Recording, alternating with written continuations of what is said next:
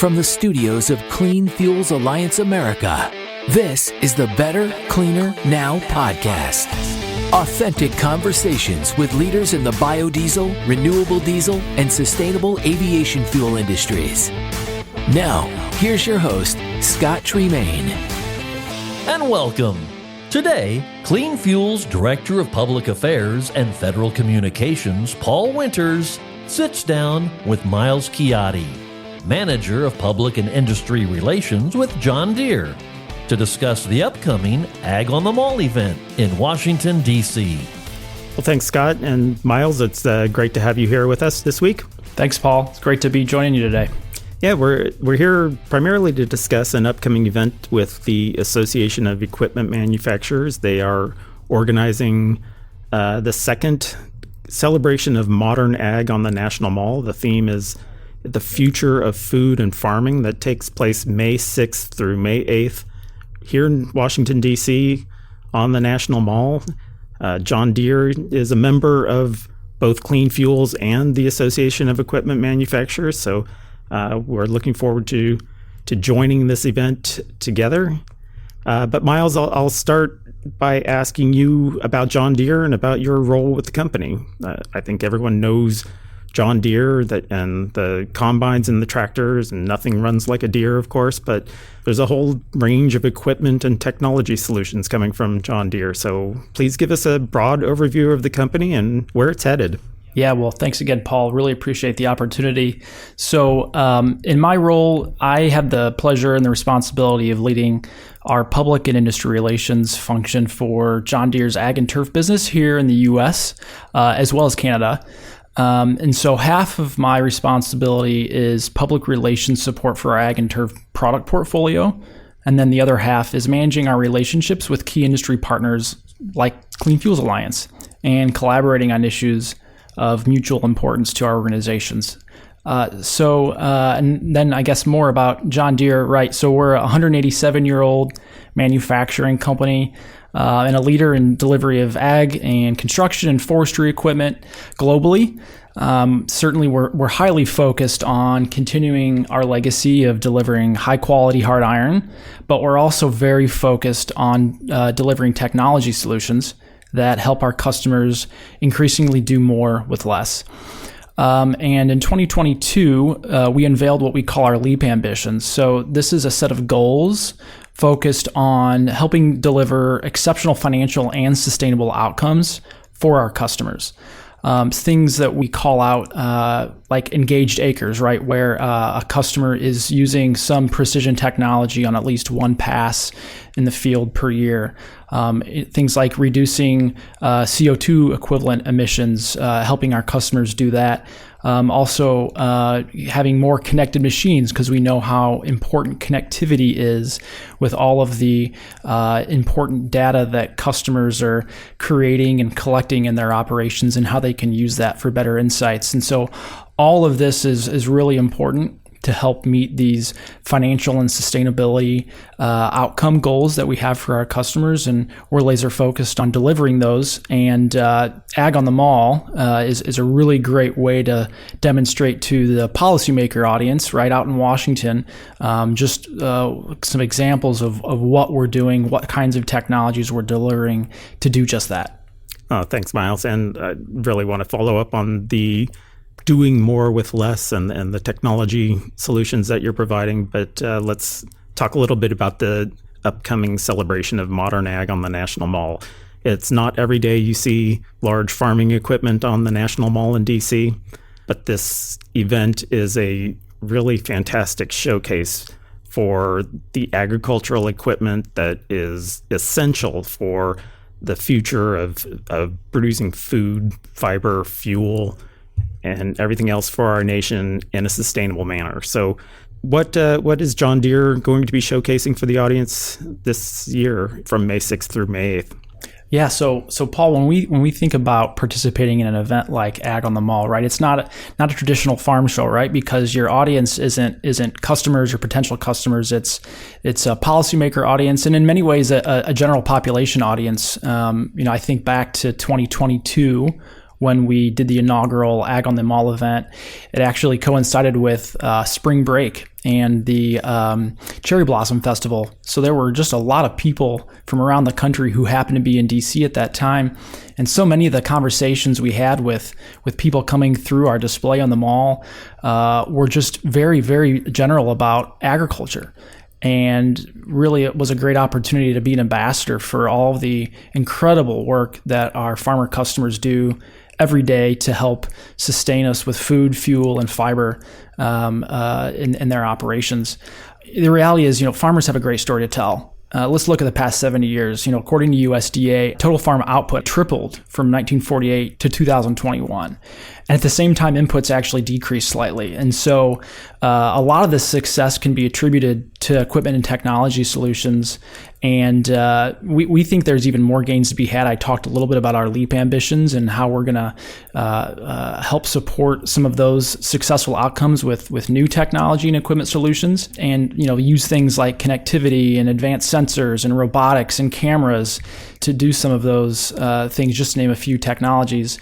And we know this is going to be critical as well, because we have a growing population globally, and we're going to have to, grow all of this food, fuel, and fiber on essentially the same amount of land. So to help tell that story, we're going to display some specific products this year at Ag on the Mall.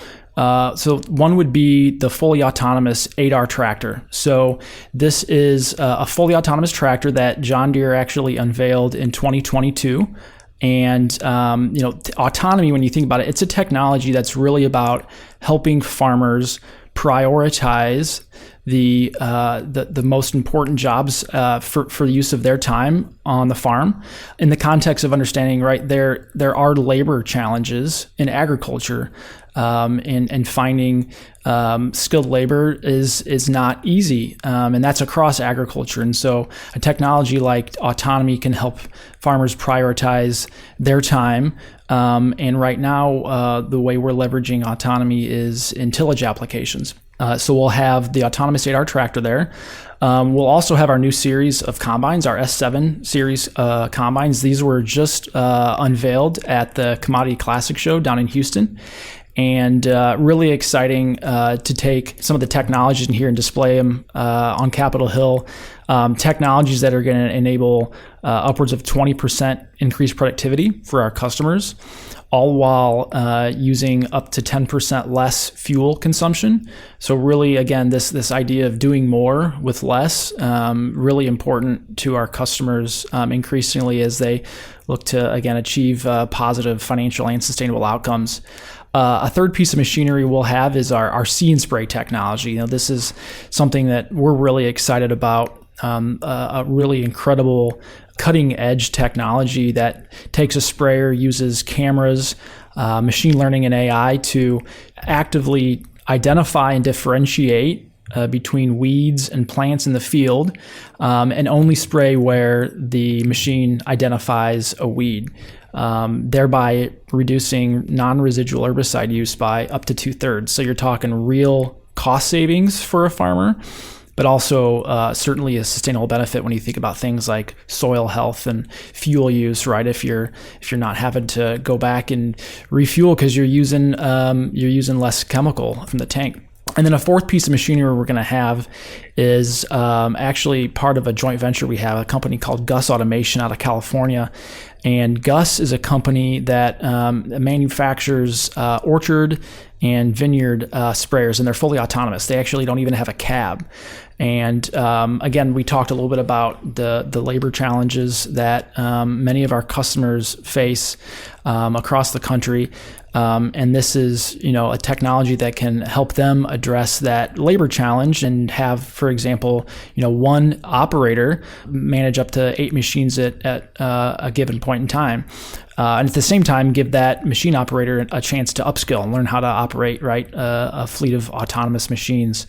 So we're excited to have these technologies, these pieces of equipment there. One other thing we're going to talk about is what we call precision upgrades, right? So this is where we're taking some of the latest technologies, but we're making them available to customers who maybe run an older machine. So if you want to leverage that See and Spray technology, but maybe your sprayer, you bought it in 2018, 2019, well, you can upgrade that sprayer to put that See and Spray technology on there to get the benefits out of that latest technology on a sprayer that you already have.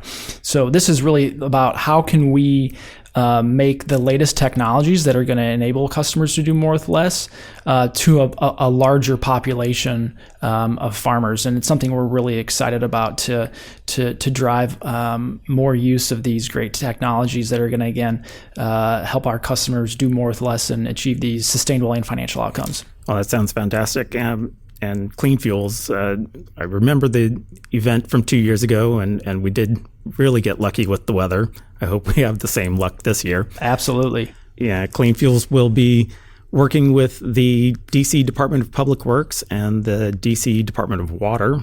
We are going to be displaying 2 of their vehicles that run on B100, so 100% biodiesel. And we want to, again, make the connection for people here in D.C. about the role that agriculture is playing in providing a cleaner environment to this city. I don't think that's something that most D.C. residents recognize, and I think that was the basis for a lot of conversations we had 2 years. I hope we're able to educate people like that again. But yeah, you mentioned the autonomous vehicles, and autonomous or not, it's going to take quite a bit of effort to get them to the National Mall. What else are you expecting other equipment manufacturers to bring down to the mall? And overall, what do you want the audience here in DC to take away from this event? Yeah, I would anticipate, there's going to be other equipment manufacturers who have, some of the technologies they're bringing to market. We'll have a whole host of representatives across the ag value chain talking about what they're doing in their industry. So really excited to see what everybody's going to bring. And I think, there's some real opportunities here just at a high level to make sure that policymakers understand that agriculture is really working hard to do more with less, right? Again, we know that there are these needs to feed a growing population, produce the food, fuel, and fiber that we need for that growing population, and do it in a more sustainable way, and do it essentially on the same amount of land, right? So you're talking about increased productivity on the same amount of land, and agriculture has shown in the past that they can do it. And I think this is a great way to demonstrate to those policymakers in Washington and beyond that we're leveraging technology to help us get there, help our customers get there. Great. And so the equipment manufacturers organize events every year, and they switch back and forth each year between the agricultural equipment and the construction equipment. Deere participated in both events, right? Because we did, yeah. You manufacture a lot of construction equipment as well, and there's a role for sustainability there as well. Is there anything there that you want to talk about for the DC audience in regards to that sector? Yeah, Paul, I think when you look at both events, and again, so 2022 was the inaugural event for ag, and this past year, 23, was the inaugural event for construction. I think there's certainly some consistent themes across both events. While the ultimate end user, customer for construction equipment may be different than for ag equipment, our approach to leveraging technology to help our customers do more with less is fairly consistent. And so I think that would be one consistent theme. And again, I think we just want to leverage it as an opportunity to be an ambassador for the industry. So whether it's the agriculture industry and our farmer customers, or for the construction or road building industry and those customers, be an advocate for what they're doing and how they're leveraging the latest equipment and technology solutions to achieve those goals of being more productive and sustainable in their operations. You're listening to the Better, Cleaner, Now podcast. We're back. I'm Paul Winters, and I'm here speaking with Miles Chiotti, Manager of Public and Industry Relations with John Deere. So Miles, we've talked a little bit about the upcoming event on the National Mall with the Association of Equipment Manufacturers, and you've hit on the theme of doing more with less multiple times, and that's certainly one of the bigger messages coming from the display and the event on the mall. But let's go a little deeper on that. John Deere has a multifaceted sustainability initiative with different focuses on smarter use of ag inputs, tailoring power solutions for various applications, soil stewardship, and workforce diversity. So what do you want to highlight here in terms of John Deere's progress in meeting those sustainability goals? Yeah, Paul, I think maybe just again at a high level, when we think about these various goals, ultimately, how are we going to deliver value for our customers?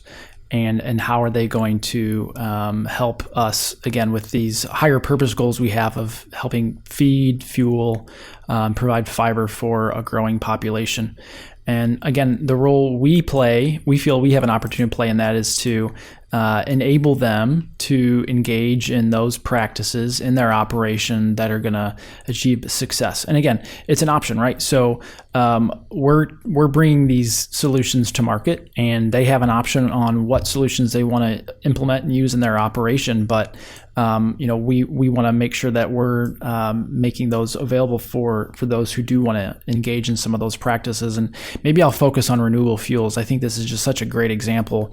It's an area where we're highly focused. Certainly, one of the reasons why we're engaged with organizations like the Clean Fuels Alliance and partnering in how we could promote and advance the important role that renewable fuels play today and will continue to play in decarbonizing across various modes of transportation. So when we look at that specific issue, maybe a few ways that we look at it. One certainly is, how can we support some of that advocacy for renewable fuels and the role that they're going to play. And that's, I think, where coordinating with organizations like Clean Fuels and others certainly comes into play, working with grower organizations and identifying those opportunities to be good advocates. A second way I would say we look at it is, and increasingly looking at it, is how can we help our customers reduce their emissions in their own operation through the fuel that they're using in their machinery. And so when we look at especially large, heavy-duty equipment in the ag and construction space, renewable fuels are a huge opportunity, right? Certainly, electrification has a role to play. And I think what you'll see, at least in our industry, is electrification playing a role in that smaller equipment size, sort of sub 130 horsepower. But once you get above that, right, the battery technology today just doesn't meet the needs that the equipment has. And so something like renewable fuels both has the energy density needed to meet those needs, but also it's significantly lower in carbon emissions relative to petroleum-based fuels. And, oh, by the way, it's supporting our customers, right, who grow the feedstocks that are used to produce those fuels. So it's really a big win for us and for our customers. And then a third way that we're looking at how we can help support biofuels is through, again, the technologies that we're making available. Increasingly, we're seeing market-based opportunities where companies will pay a premium for ag producers who engage in certain practices and pay a premium for the crops that they grow. Or certainly, we're seeing tax incentives and regulatory regimes that are rewarding the production of fuels that are even lower in carbon intensity. And one of the ways the carbon intensity of renewable fuels can be lowered is on the farm, implementing practices, utilizing technologies that reduce the overall carbon intensity of that feedstock, whether it's things like reduced or no-till or implementing a cover crop. And not only are we, John Deere, making technologies available that enable our customers to engage in those practices, but importantly, we also have the fully integrated data management platform through the John Deere Operations Center that enables our customers to track what they've done, and then at the end of the day, demonstrate that they did it. And so that's increasingly going to be an important piece too, as farmers look to find ways to unlock additional value when they've made decisions to engage in those practices and look to sell that feedstock at a premium into the market. So sort of a three-pronged way that we're looking at the renewable fuel space specifically, but I think, it's a huge opportunity from a sustainability standpoint, and from the standpoint of helping support successful financial outcomes for our customers as well. Yeah, I think we just had one of those heavy-duty applications of diesel fuel that won't be electrified soon passing by. You may hear that in the background with the sirens going and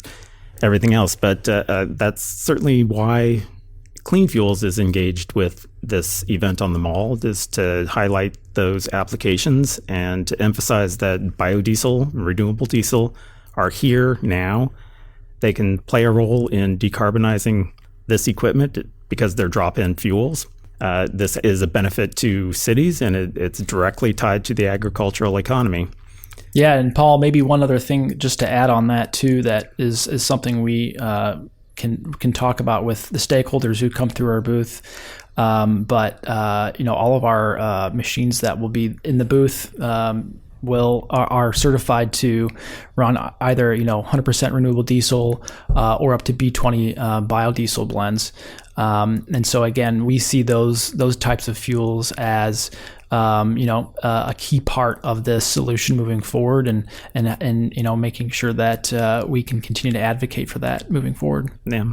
And it's a virtuous circle, right? So absolutely, the more sustainable practices that farmers employ, including fueling their vehicles with biodiesel or renewable diesel, the lower carbon score they can achieve in producing their crops, any climate smart ag practices that they can employ, then reduces the carbon score for the fuels even more. So it does have a payback mechanism. We're working to ensure that farmers get that recognition, get the credit that they deserve for those practices. And that is definitely becoming more and more of a focus for DC policy. So, I'm excited to be working with John Deere on educating DC audiences about these climate smart agriculture practices, educating them about the technology and the role that climate smart ag practices can play, and show people firsthand what farmers are doing to improve their practices, because that does play into the carbon scores for biofuels.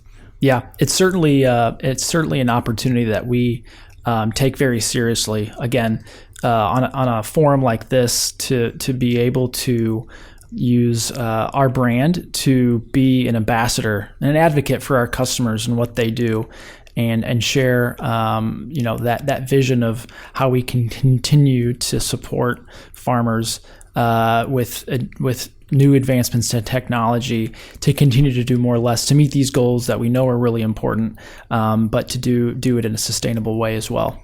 So I've seen a lot of this equipment. I've seen the See and Spray technology in practice. Are you going to be allowing visitors to the National Mall event to get into the cabs of these machines and see for themselves, or is that something that No, absolutely. It's always a better experience when you get hands-on, right? Especially for many of those individuals who maybe haven't had the opportunity to be up close in person with a large piece of agricultural machinery.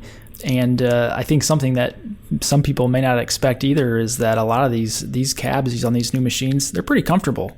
Because if you think about it, if you're harvesting for 12, 14 hours a day, or you're planting in a really short window because there was rain a few days ago and you got to get in the ground before it rains again, comfort's something that is really important that you may not necessarily think about first. So all of these things, though, I think are a good reason why we want to make sure that we give folks visiting the booth a real hands-on experience on the equipment and technology that we're showing off. Yeah, I was at the Commodity Classic in Houston in March, and EPA Administrator Michael Regan and Secretary Vilsack from the USDA visited. I know the administrator got behind the wheel of a John Deere combine, so it was good to see. I did not get a picture of it, though. Anyway, I am looking forward to this event, May 6th through May 8th on the National Mall. I'm looking forward to all of the equipment that will be there. I do hope for good weather, and look forward to working with John Deere on this going forward. Well, Paul, thanks again for the opportunity here, and maybe just a quick pitch, for anybody who's going to be around May 6th, 7th, and 8th. We'll be out on the National Mall, really keeping our fingers crossed for good weather, and really looking forward to hosting people that come through the booth and tell this incredible story of American agriculture and where we've come from, but looking ahead where we can go even further. So looking forward to the opportunity, looking forward to seeing you on the mall, Paul. Looking forward to seeing you too, Miles, and we are working to extend the invitation to everyone in D.C. The event is going to be on the National Mall from the Smithsonian Metro stop at 12th Street all the way up to 7th Street. Yeah. And we'll hope that the rain stays in the places where farmers need it. Absolutely. Rather than in D.C. All right. Thanks, Paul, Miles. Well, that's it for this week's episode. If you enjoy the show and you've got a moment, you can give us a rating. It really helps our show grow. We appreciate it. And if you really want to go for it, just leave us a review, like this one from Brandon Rick 6363, who writes, "Great insights and info. This podcast should be in the ear of every Class 8 fleet manager and business owner. Time value of carbon is a critical concept more people need to grasp." Well, Brandon Rick 6363, thank you for that. And if you leave us a review, we might just read it here as well. So please go do that wherever you get your podcasts. And if you've got any questions for our experts or suggestions for future topics or guests, you can email us at podcasts@cleanfuels.org.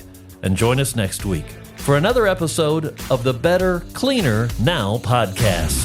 Thanks for listening. Better, Cleaner, Now is a production of Clean Fuels Alliance America. Follow us at cleanfuels.org and subscribe wherever you get your podcasts. For more information on Clean Fuels Alliance America, visit us at cleanfuels.org.